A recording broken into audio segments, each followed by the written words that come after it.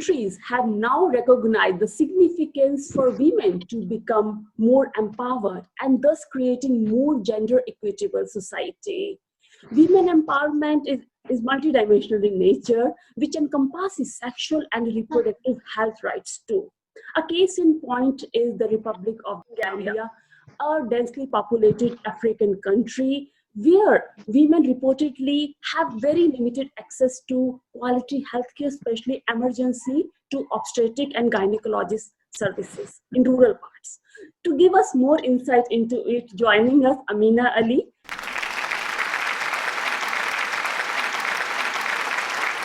CCV Director, Women Empowerment and Development, founder and lead advocate at Federation of International Gender and Human Rights, Executive Director at NMF, and Global Goodwill Ambassador of the Republic of the Gambia. Amina, we welcome you on our show and thank you so much for joining us. Thank you. Thank you so much for having me. So, Amina, it would be wonderful to start this conversation by knowing a little bit more about you, which probably I didn't cover in your introduction. And also how you became a social activist. What made you to become a social activist? Oh, wow. That's an even longer answer. I am just a mother of 4 girls and a grandmother of 17 babies. I have, well, actually 16. I have one due any day now. So that's the highlight of my life. I am newly retired as a doctor, and I have decided that I am going to teach now. Yes. So a lot of what it is that I do in my education is the activism. So I am empowering people to be a force right where they are. You don't have to go to school. You don't have to have a long list of education and all the accolades to be an advocate for women and women's rights. All you have to be, 90% of it is being a woman. The other 10% is being conscious. Yes. And as an activist, as a social activist, I take this very, very seriously because this allows me to understand what it is that other women are to share. Right. If you don't allow people to know their rights, they'll never know that they have them. Yes. So one of my duties is to make sure that they know that they have rights and that the rights are protected by the law, all laws, and especially by the Declaration of Human Rights, which protects humanity. So one of the things that I like to do in my work is to empower. Yes. And that's a big piece. Sometimes most people don't understand that that is a huge, huge piece. And one of the things that I take well, outside of being a veteran of the United States military, I have done work all over the world and done it in a way that has allowed me to be able to empower. Wow. So that's some of the things that I take away from my life lessons and yes. Some of the things that I give in education. So right. That's just a little bit. I don't want to go too deep. Yes, thank you so much. And Amina, I wanted to understand that somewhere I read in your profile that you aspire to operate a rural maternal care, wellness and educational center for indigenous women in the Republic of Gambia. So what are the key issues and current challenges that you see women in the Gambia are facing as far as reproductive health is concerned, and what endeavors your foundation, Naifa Maarof Foundation, is making to take care and cope up with those hurdles? Again, a very, very big question, and I expect a big answer. Well, it is a big question, and it's a great question, and thank you so much for asking that. I wish more of the world would ask, what can we do for women and women's rights? One of the things that we're noticing is that the government's never paid too much attention to women's rights. Yes.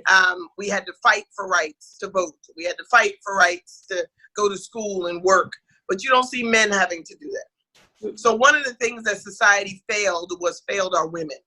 Yet, if we have a baby, if we have a child, we are, celebrated because we had this child.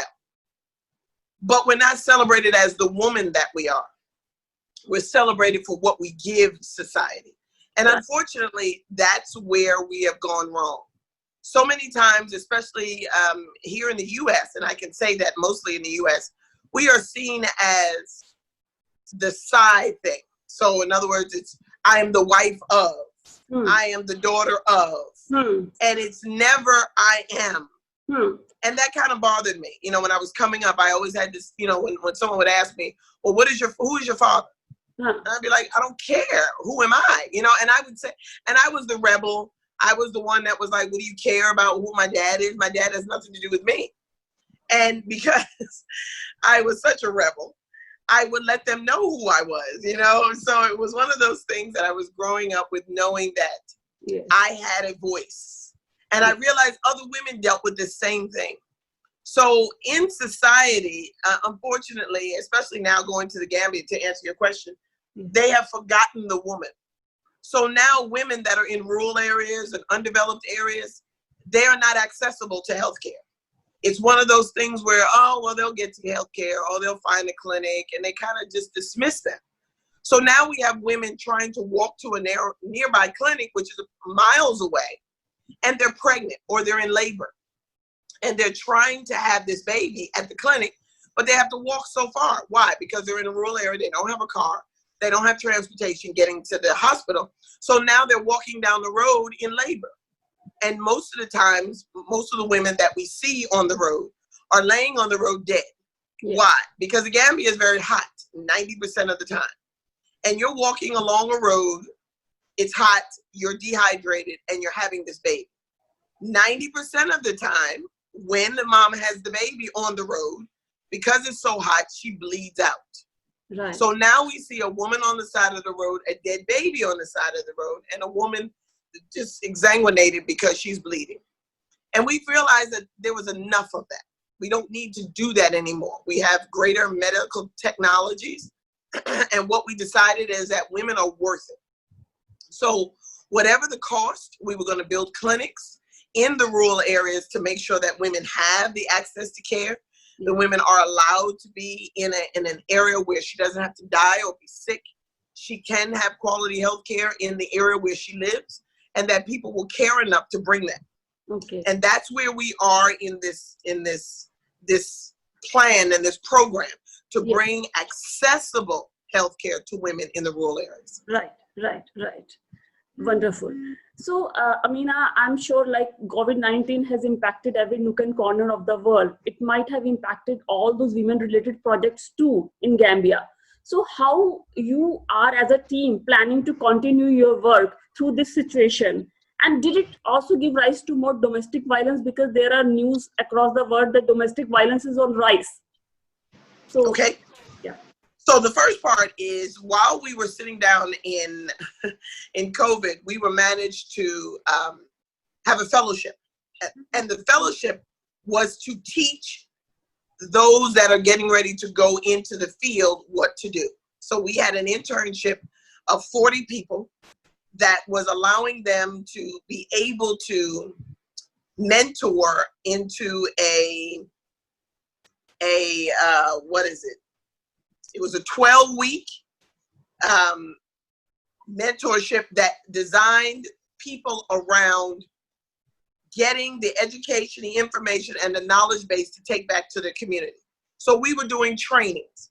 And then after the trainings, we decided we were going to do another fellowship. So now we have 40 more people coming along that we're going to train. So that by the time we finish and everything is done with COVID, we should have 80 to 100 people trained to do this in their area. Yes. And we decided that we were going to use this downtime more effectively. So we did the training. We had people from Pakistan, from India, from Bangladesh, from Africa and the Asian countries.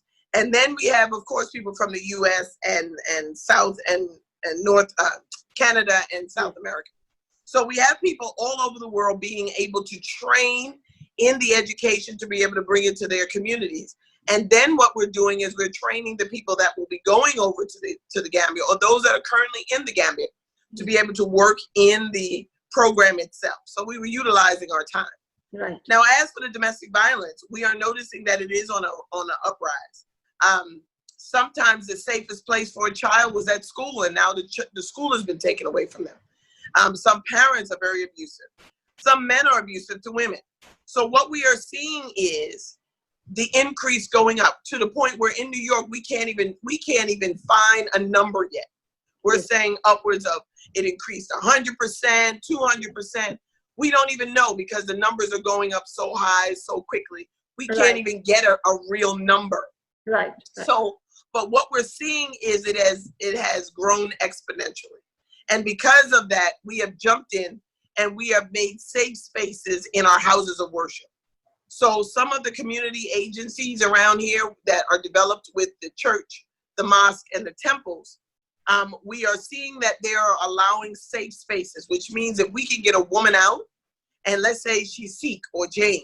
We take them to the temple and allow them to stay there for 2 days. And we get resources for her so that she can go back into the community and be able to function.